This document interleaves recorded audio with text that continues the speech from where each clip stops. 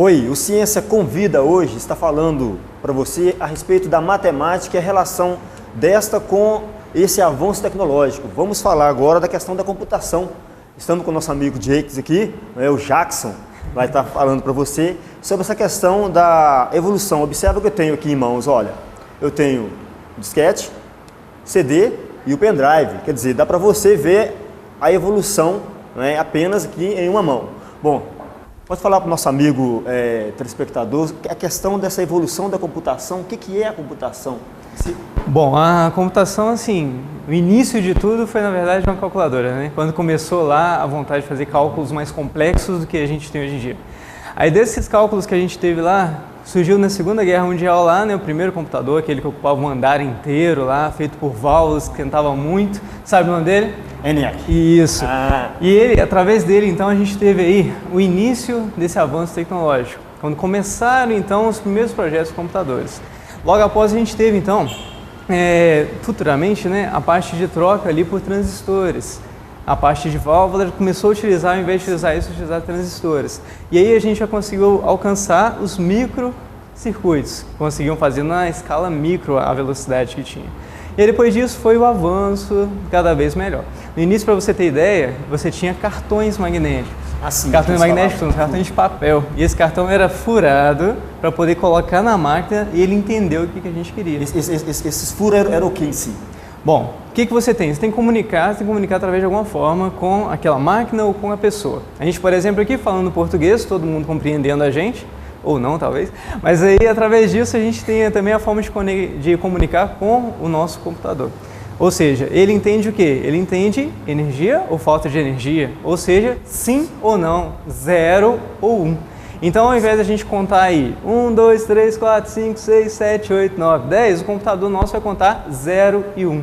Vai utilizar somente dois números e através desses dois números, que são 0 e 1, ele vai identificar tudo que existe. Aí, então, nos programas, por exemplo, iniciais, o que a gente tinha? A gente tinha lá a parte de comunicação com a máquina, onde a gente furava os cartões, indicando que tinha o valor de 0 ou o valor de 1, 0 ou 1. E através disso daí a gente construía palavras da forma que ele entendia. É como se a gente estivesse traduzindo o nosso idioma para um idioma inglês, não, para o idioma do computador, o idioma computacional. E através disso, então, ele conseguia ali pegar os cartões e devolver resultados impressos, que era na linguagem que a gente conhecia. Fazendo a leitura. Isso, através dessa leitura.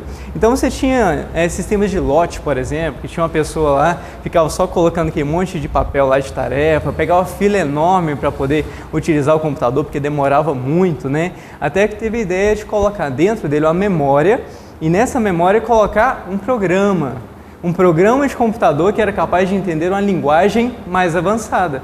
Ao invés de você falar 01010001 para poder fazer uma soma, você conseguia falar soma, ADD, que era o AD em inglês. E a partir disso, então, você conseguia uma comunicação mais fácil.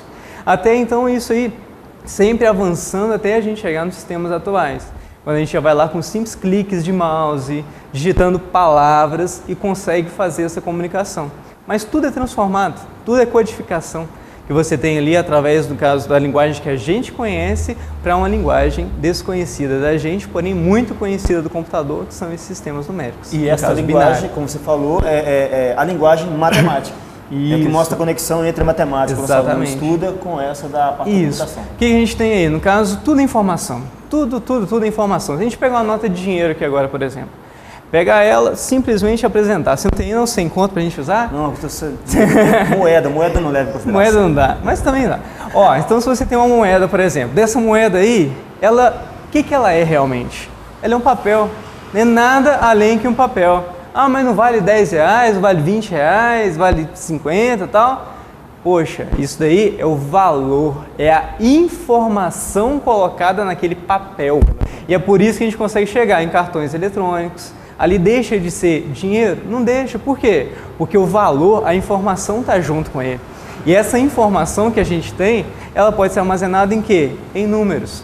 E esses números que a gente tem na informação podem ser processados e analisados por computadores e programas de computador.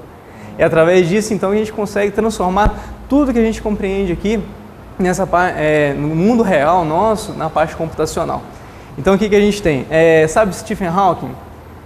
Sim. Ele foi o cara que fez o primeiro desenho lá do buraco negro. E o que é o buraco negro para a ciência? Ela não sabe. Só sabe que ele aumenta com o tempo e você não consegue captar nenhuma imagem de dentro dele. Exato. Como é que foi o primeiro? Isso. Como é que foi o primeiro desenho de um buraco negro? Foi com triângulos e quadrados, onde um aluno dele jogava uma moeda para poder sortear o que ia desenhar. E na teoria dele, esse buraco negro ele consegue transformar qualquer coisa que chega nele em informações. Ou seja, a transformação que a gente tem da nossa informação em binário, ela seria uma transformação dos nossos dados, espaçonaves, planetas e tudo mais, planetas não, né? Estou exagerando. Mas dessas informações, essas poeiras cósmicas e tudo mais, em informações que a gente tem conhecidas para o buraco negro. E por isso, então, ele agregando informação e aumentando com o tempo. Então, essa parte de você conseguir representar o mundo todo aí com sim e não, é uma coisa muito possível, começada lá por George Bowley, lá no início da história, que tem então a forma de você colocar uma lógica ali no computador. Se isso e aquilo, então você chega no resultado final, certo? Então isso tem uma ligação também, por exemplo, com o cartão magnético? Sim, Só passa o cartão magnético, se tiver dinheiro, com sai certeza. o dinheiro em si. Tem uma ligação com essa informação? Tem a ligação, sim. Tem o cartão magnético e tem um outro leitor que a gente pode mostrar, que fica até fácil aí, fica legal para o pessoal poder fazer em casa, que é pegar um CDzinho, um laser, todas as informações que estão gravadas aqui, elas estão de que forma? Alguém faz ideia? A gente tem aqui as informações gravadas em 0 e 1, da mesma forma que é gravado para um computador poder entender. Então, se você pegar um laser em casa e jogar aqui, você vai ver que ele tem 2 raios de refração diferentes. E esses 2 raios vão mostrar para vocês os valores que ele tem, que é o valor de 0 e 1. E é assim que um laser óptico consegue fazer a leitura de um CD. Um cartão também, aquela parte magnética, são escritos ali os números, que conseguem ser lidos e identificados, inclusive transformados para um sistema que a gente conhece, que é o sistema decimal.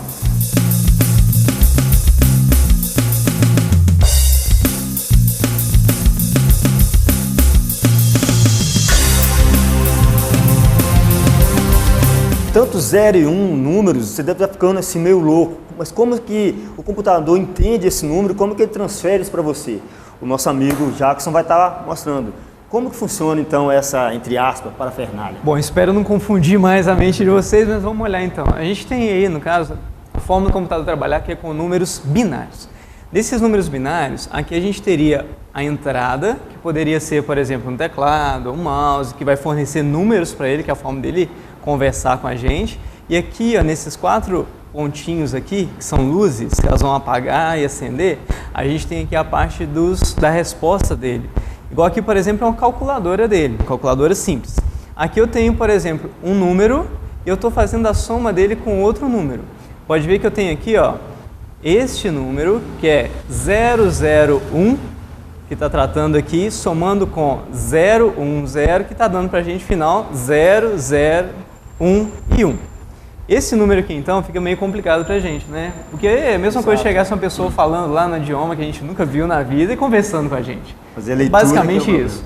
Agora tem as formas da gente codificar isso para que a gente, então, tenha uma interpretação e consiga ver isso melhor, que é dessa forma aqui que a gente tem. Aqui, por exemplo, eu tenho os codificadores para poder fazer essa transação aqui embaixo. E aqui, ó, eu tenho a mesma entrada, pode ver que é o mesmo circuito que a gente tem, só que aqui eu tenho a entrada e aqui embaixo eu tenho, ó, um número 0. Então já está uma forma mais fácil da gente identificar. A representação. Isso. Aqui é a representação do segundo número e essa daqui, ó, é a última representação, que são desses números aqui. Então quando eu tenho aqui o número 1, olha só, descobrimos agora qual número que era esse primeiro aqui nosso. E aqui o segundo a gente vai fazer exatamente o mesmo número daquele, ó, que é o número 2. Então a soma de 1, que é só esse número aqui igual a 1 e os outros iguais a 0. E 2, que é esse daqui, deu essa resposta que é a resposta de 3, que para o computador são aqueles pontos ali onde a luz apagada indica 0 e a luz acesa indica o número 1. Certo, então ok, então seria o 1 seria 0, 0. Isso.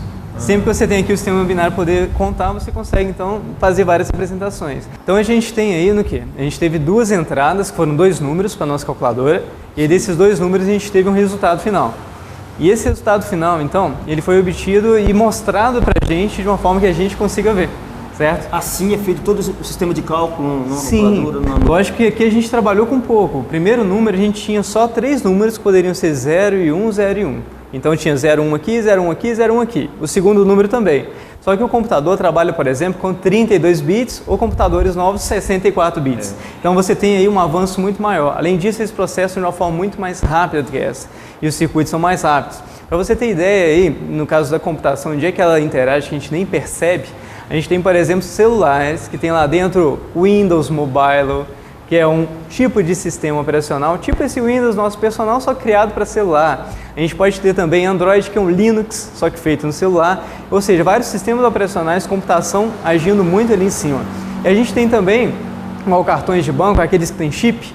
Já parou para pensar que dentro daquele chip ali tem um sistema de criptografia, de segurança, de codificação? Que é a parte de matemática também. E isso, totalmente capaz de apresentar a validade daquele cartão. Okay. Então você tem as formas de trabalhar aí que são inúmeras e você tem um avanço cada vez mais rápido com isso. A gente chegou aí um pouco na parte da evolução do silício, né, que você não consegue ter processadores mais rápidos. Eles começaram a colocar vários processadores juntos. A gente já está partindo aí para outros processadores com grafeno, outros também através de nanotecnologia. Então, assim, são os avanços da computação. Que vão trazer o quê? Toda essa lógica matemática colocada ali de uma forma que traga informação para a gente. Ok, meu amigo. Como foi dito anteriormente, matemática é vida. Quero convidar você para ver o próximo, o professor Bugiganga, mostrando alguns experimentos que o nosso amigo Jakes vai dar também a ideia para a gente. Valeu! Abraço!